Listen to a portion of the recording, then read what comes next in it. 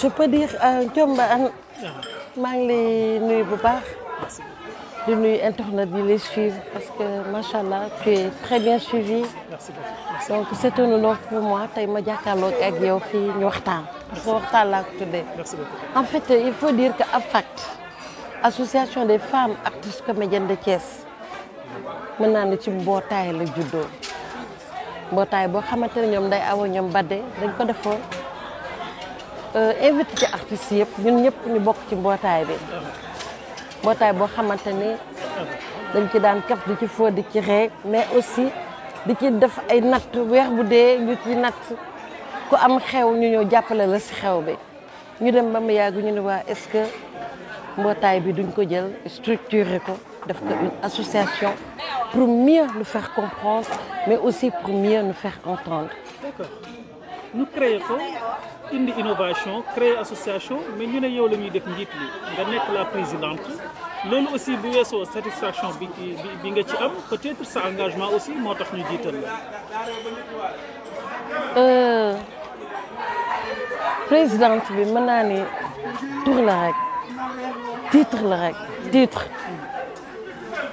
mais il faut comprendre que AFACT ñëpp ay présidente lañu parce que y a de grandes dames des femmes braves des leaders des responsables des célébrités des stars ñoo nekk dans l'association donc nekk na loo xamante ni nga nekk ci présidente ak nga nekk ci secrétaire rek nga loo ci mënti nekk tur la rek buñ la fa tegal rek mais fii ñëpp ay présidente lañu donc man du loo xamante ne dama koy jël mu amal ma importance wala dara dama naan rek parce que lépp loo gis rek il faut ma am ko jiitu il faut rek ma am ko jiitu ñu jël ma teg ma fa mais fii ñëpp dafa nekk une association boo xam ne ñu fi nekk ñëpp mën nañ ko diriger.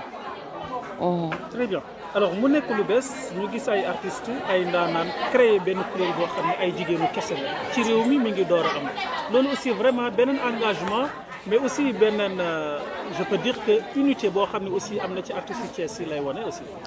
Bien sûr ñun nag man li may wax toujours di ko tiitaroo ñun artistes Thiès yi dañoo ñemante dañoo bëggante dañoo yëgante parce que la preuve boo demee tey si benn xew kenn fa nga fekk ñëpp dañu demlante dañuy seetante dañuy partager lépp on se fait des amis ñun ñëpp ay xarit lañu ñun ñëpp dañuy ànd donc je vois pas pourquoi tey waxuñu mën a créer association ba mën ko bokk ba mën ko gérer parce que ñëpp benn lañ.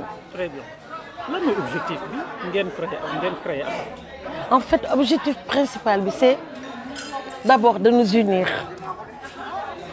mais de raffermir nos liens aussi mais de promouvoir l'art mais aussi d'entrer dans l'entrepreneuriat féminin parce que ànd bi dafa neex booloo bi dafa neex xamante nañu déjà mais dafa fekk ni artiste bi nit bi sax laay wax en général su toogee ba mu yàgg wala def une prise de conscience pour voir mon métier bi mu ci commencé ak léegi lan la ci am donc bu ñu defee prise de conscience on a compris que ni l'art ne nourrit vraiment pas son homme loolu bi ñu ko xamee sax yàgg na mais dañ ni léegi nan la ñu mën a def ba loolu ñu mën si génn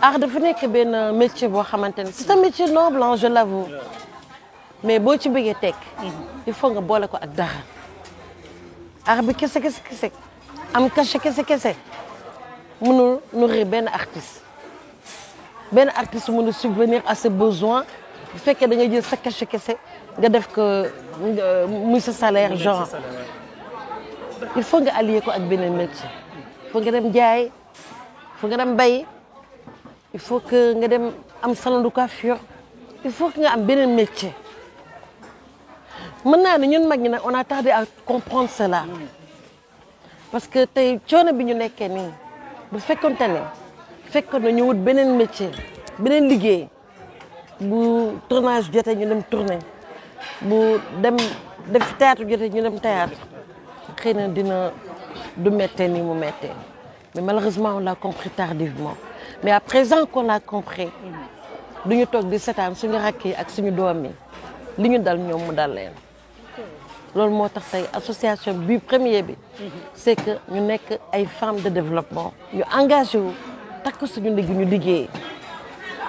ce qui veut dire que pare ngeen pour accompagner membre bu ci nekk te amul métier aussi professionnellement ngeen formé ko ci dara. merci beaucoup pare nañu pour loolu et puis dañu war a tàggat suñu rakk yi ak suñu doom yi ci loolu bu leen def théâtre kese dem nañ nga def beneen liggéey bu ngeen si bëggee teg. d'accord tey li nga xam ne mooy lancement bi gis naa ni vraiment déployé ngeen ay moyens yu bari quand même ku fi ñëw reer fii partagé ak yéen guddi gi dina xam ne xaalis bu bari ngeen si ñàkk ndax am ngeen appui que ça soit ci autorité locale yi fi nekk la wala ñi nga xam ne ñooy ministère de la culture. malheureusement bon ñun moom dañu wax ne def yëpp def nañ et puis suñu mën nañu wax suñu yaakaar espoir bi ñu amoon mooy suñu ministre de la culture jigéen la ñun ministre de la culture bu jigéen la ñu am donc on se disait que suñu demee ba def benn projet bu mel nii suñu ministre de tutelle nekk jigéen elle va adhérer au projet. Normalement. On se disait que c'est sûr que suñu ministre bu xamee ni ay comédiennes ay actrices culturelles ay jigéen ñoo jóg tey pour dugg dans le développement dina taxaw wala mu jàppale ñoom malheureusement c'est pas le cas man sama ministre de la culture xaw ma nga sax je la connais même pas. mais da ngeen fa demul wala lan la c'est pas. bien sûr li ñu wax a def nañ ko xam nga soo demee si kër kilifa première chose bi ngay def mooy demander audience pour voir kilifa bi xam nga kilifa doo dem rek nga dugg nga gis ko donc li ñu wax def nañ ko c'est écrit nos demandes d'audience envoyé ko ci ay ministères envoyé ko ci ministère am du mois def nañ ko. mais quand même am ngeen retour. amuñu benn retour. ah bon. man sama ministre mosuma ko gis xaw ma nu mu mel alors que yaakaar naa ñun duñu ay novice ci art bi duñu ay xale duñu ay magum jëm lañu ay kilifa lañu ci art bi donc buñu demee xamuñu ko peut-être mi ngi Dakar xëy na artistes yi nekk Dakar ñu ngi koy gis mais non on aurait bien aimé que muy descendre dans les régions acteurs culturels yi nekk dans les régions ñu xam ni kii mooy suñu ministre malheureusement c'est pas le cas mais ay jigéen bu ñu demee ba am yi ambition yaakaar naa ne ku ñu waroon encourager la ku ñu waroon féliciter la ku ñu waroon soutenir la c'est ça qu'on attendait d'elle. c'est que normal aussi. ndax nag am na ñu leen accompagner tey ci lancement wu li nga xam ne mooy affect bi ci guddi gi alors. man li may wax toujours di ko tiitaroo di ko damoo mooy affect bi ñu ko créé la première personne bi ñu aidé acteur comédien la comme ñun muy xaas jox ñu xaas bari muy As Diouf opérateur économique te ici comédien comme nous acteur culturel comme nous moo ñu njëkk a gëm moo ñu njëkk a jàppale ba ci soirée bi moom mooy première personne bu réagir bu ñu jàppale donc loolu honneur la pour ñun mais suñu fierté la comédien comme ñun toog jàppale ñu moo ñu njëkk a jox am dem leen ngeen def li ngeen bëgg a def. très bien mu mel ni défi yi lay xaar bari na vu que yow yaay présidente bi mais aussi mën nga ma wax un petit peu rek ci côté aspect culturel mais aussi ci aspect social lan nga jàpp ni à la base moo la gën a intéressé wala moo gën a nekk sa yitte jamono ji pour AFAC. man sama ambition première mooy jigéenu comédien ñu am li ñu def. am métier.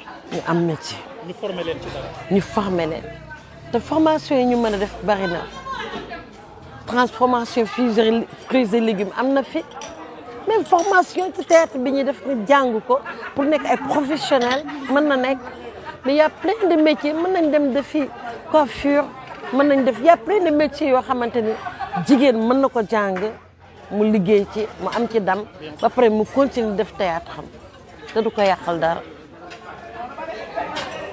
D'accord. Très bien alors tey def nañu lancement bi ba pare ndax it da ngeen fas yéene yëngatu ci li nga xamee ni mooy mbiru audiovisuel di def ay production wala daal li leen gën a intéressé dafa aju ci li nga xamee ni mooy li nga xamee ni mooy vie professionnelle li nga xam ne mooy artiste Mais pourquoi pas? Parce qu'il faut comprendre qu'avant tout, nous sommes des comédiennes. Association, mais c'est une association de comédiennes. Comme je t'ai dit tantôt, suñu art duñ ko bàyyi. Et jusque-là, dañuy produire. Ñun yàlla nañu yàlla toog bañ ne affect mooy produire di jël suñu ay moroom acteurs di def ay tournages et tout di def ay tournées dans les régions et tout. bokk na ci projet yi. Bien sûr bokk na ci projet yi. D'accord. Très bien. Tata Ndeye Sine dootuñu la présenter quand même mais c'est vrai que occasion la pour ma laaj la Sénégalais yu bari bëgg nañu découvrir Ndeye Sine bu bees xëy na ci téléfilm yeeg production yi choix la wala retraite anticipée moo waral sa absence. Non, il faut comprendre que il fut des temps j'étais très malade quand même. Ah oui? J'étais très malade donc dama xawoon feebar. j'étais obligée de me retirer un peu mais j'ai repris. J'ai repris vraiment te du yàgg tuuti da ngeen ko gis. mais tata boo nee da nga feebaroon te ñu toog lu yàgg gisuñ la mën nañ jàpp ni feebar dafa xawoon a yàgg. waaw yàggoon na mais ça va tànn naa bu baax ba j'ai repris mes activités. ñu commencé waat naa liggéey maa ngi liggéey très bientôt di ngeen ma gis.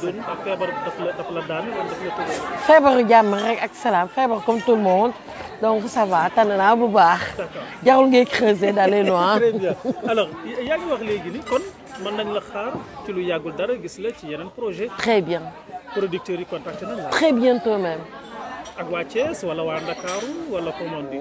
Partout Thiès Dakar mais vous me reverrez très bientôt. yaa ngi si tournage yi alors. xam nga loolu dina dalal xelu fan si de façon générale. te bëgg naa un petit peu aussi nga wax ma dinaa la tooñ Tata Ndeye Sine sama xel bi xam nga dama la yab bokk nga ci artistes yi njëkk tubaab bi nag gën a dégg tubaab ci réew mi. commencé tey wala kii.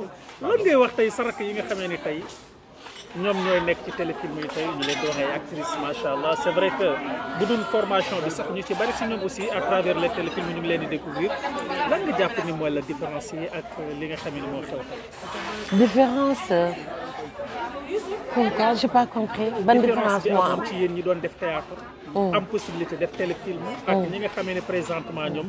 ci téléfilm rek lañ leen di découvrir. Bon, ta question est un peu nuancée. En tout cas, avec le métier il faut comprendre que le théâtre évolue. Ça évolue.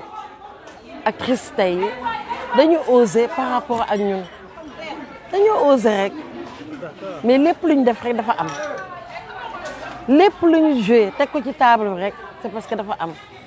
Quand je disais que l'industrie cinématographique dafa évoluer acteurs yi dañu évoluer scénaristes yi évoluer les réalisateurs pareil donc c'est normal que.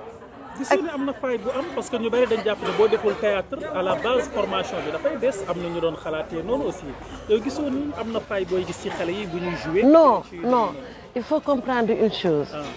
qui veut ku mu neex mën nga nekk acteur mais du ku mu neex nga nekk comédienne de. c'est vrai. c'est pas pareil. C'est vrai. Comédienne il faut être professionnel pour l'être à la durée à la longue nga des ci. Tu peux occuper les médias pendant des années parce que tu t'es formé, tu as une expérience, tu as travaillé dur pour l'avoir. Mais être acteur ou actrice moo gën a yomb yow mën nga romb benn jaaykatu gerte caaf sax nga ne ko kaay jouer ma ci sama série bi mu ñëw jouer la parce que couper-coller donc ku neex mën na nekk acteur. C'est vrai. Très bien Tata Ndeye Sine occasion la woon rek ñu daje tey ci lancement li nga xam ne mooy APACT sa diggante sa rakk yi nga xamee ni yaa leen jiite sa association bi foofu laay jeexalee lan nga may wax ci sa diggante. jàmm rek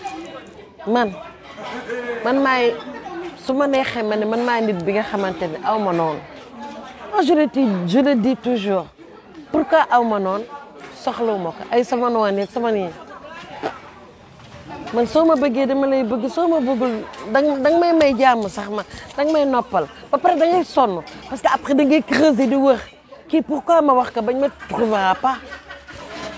tu trouveras pas danga may bëgg a bañ sax mais da ngay sonn parce que dama dul def loo may bañee danga may bañ ma lay bëgg.